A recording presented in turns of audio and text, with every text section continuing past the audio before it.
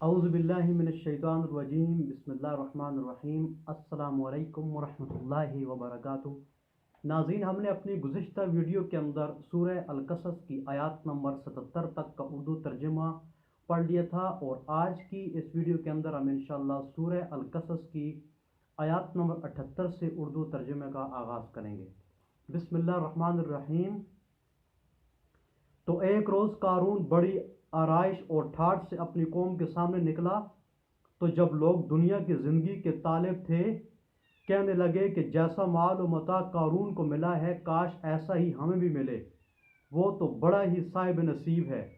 और जिन लोगों को इल्म दिया गया था वो कहने लगे कि तुम पर अफसोस, मोमनों और नेकोकारों के लिए जो सवाब अल्लाह के यहाँ तैयार है वो कहीं बेहतर है, और वो सिर्फ सब्र करने वालों ही को मिलेगा। बस हमने कारून को और उसके घर को ज़मीन में धंसा दिया, तो अल्लाह के सिवा कोई जमात उसकी मददगार न हो सकी और न वो बदला ले सका। और वो लोग जो कल उसके रुतबे की तमन्ना करते थे, सुबह को कहने लगे, हाय शामत, अल्लाह ही तो अपने बंदों में से जिसके लिए चाहता है रिज़्क़ फराखी कर देता है और जिसके लिए चाहता है तंग कर देता है। अगर अल्लाह हम पर एहसान न करता तो हमें भी धंसा देता। हाय खराबी, काफर निजात नहीं पा सकते। वो जो आखरत का घर है, हमने उसे उन लोगों के लिए तैयार कर रखा है जो मुल्क में जुल्म और फसाद का इरादा नहीं रखते, और इंजाम नेक तो परहेज़गारों ही का होगा।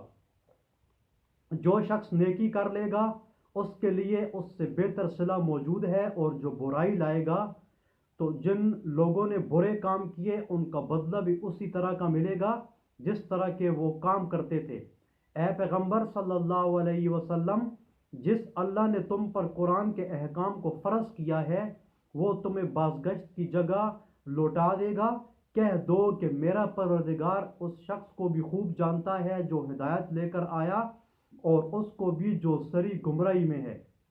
और तुम्हें उम्मीद न थी कि तुम पर यह किताब नाजिल की जाए, मगर तुम्हारे परवरदिगार की मेहरबानी से नाजिल हुई, तो तुम हरगिज़ काफिरों के मददगार न होना।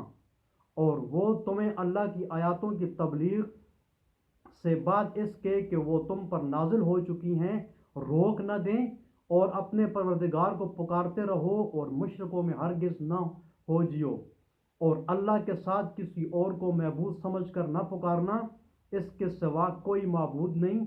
उसकी ज़ात पाक के सिवा हर चीज़ फ़ना होने वाली है, उसी का हुक्म है और उसी की तरफ तुमको लौट कर जाना है।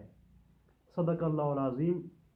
नाज़रीन, अल्हम्दुलिल्लाह आज हमने सूरह अल-कसस की 88 आयतें उर्दू तर्जुमे के साथ पढ़ ली हैं। इंशाअल्लाह हम अपनी अगली वीडियो के अंदर सूरह अल-अनकबूत का उर्दू तर्जुमा शुरू करेंगे।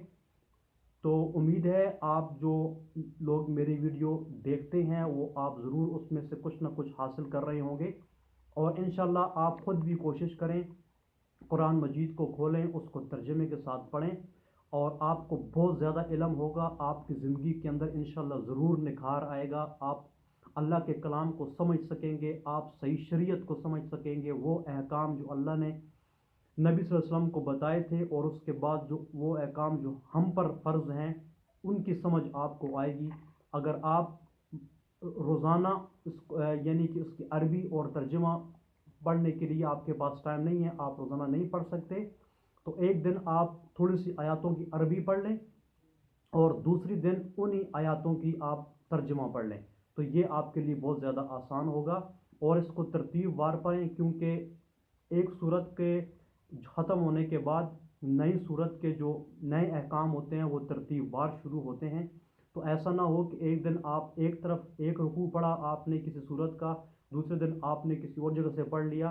फ़ायदा ज़रूर होगा, कुरान जहाँ से भी आप खोलेंगे तो वो नसीहत ही होती है, लेकिन प्रॉपर कुरान को समझने के लिए आप एक तरतीब वार से लेकर चलें कुरान की तमाम सूरतों को, तो आपके ज़हन में तमाम शरीयत का अहकाम का और कुरान के में जो अल्लाह ताला ने हिदायत की है मोमिनों को, या तो बल्कि पूरी पूरी इंसानियत को, वो आपकी समझ में आने शुरू हो जाएंगी। اللہ تعالی ہمیں قرآن پاک کو پڑھنے سمجھنے اور اس پر عمل کرنے کی توفیق نصیب عطا فرمائے۔ اور گھر میں آپ ایک چھوٹا سا مجمع تیار کریں جس میں آپ کے بیوی بچے ہوں، ان کو ساتھ بٹھائیں اور روزانہ کی بنیاد پر عشاء کے بعد آپ درس شروع کرنا چاہیں یا فجر کی نماز کے بعد آپ درس شروع کرنا چاہیں، وہ جیسے آپ کی مرضی، جیسے آپ کو ٹائم ملے، تو آپ لوگ اکٹھے بیٹھ کے اس قرآن کی تھوڑی تھوڑی آیاتوں کو سمجھنا شروع کریں۔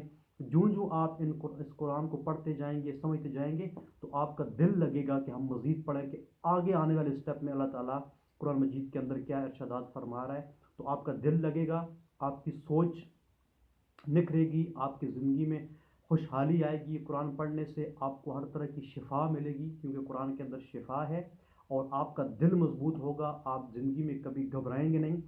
مشکل میں کیا کرنا ہے قرآن کے اندر موجود ہے، خوشحالی آ جائے تو کیا کرنا ہے قرآن کے اندر موجود ہے، آزمائش آ جائے تو کیا کرنا ہے قرآن کے اندر موجود ہے، آپ کا سب کچھ تباہ برباد ہو جائے، آپ نے کیا کرنا ہے قرآن کے اندر موجود ہے۔ جب آپ ان تمام باتوں کو سیکھ لیں گے تو زندگی میں کبھی آپ پریشان نہیں ہوں گے، کیونکہ ہر پریشانی کا حل اس قرآن کے اندر موجود ہے۔ میں آپ کو ایک مثال دیتا ہوں، ایک شخص کو اللہ نے بڑی فراخی دے رکھی ہے، اس کا رزق بڑا وسیع ہے، بہت وسیع اس کو اللہ نے رزق اور مال متاع دے رکھا ہے، لیکن اگر اس سے سب کچھ چھین لیا جائے، تو اگر جس بندے کا ایمان مضبوط نہ ہوا وہ تو ڈگمگا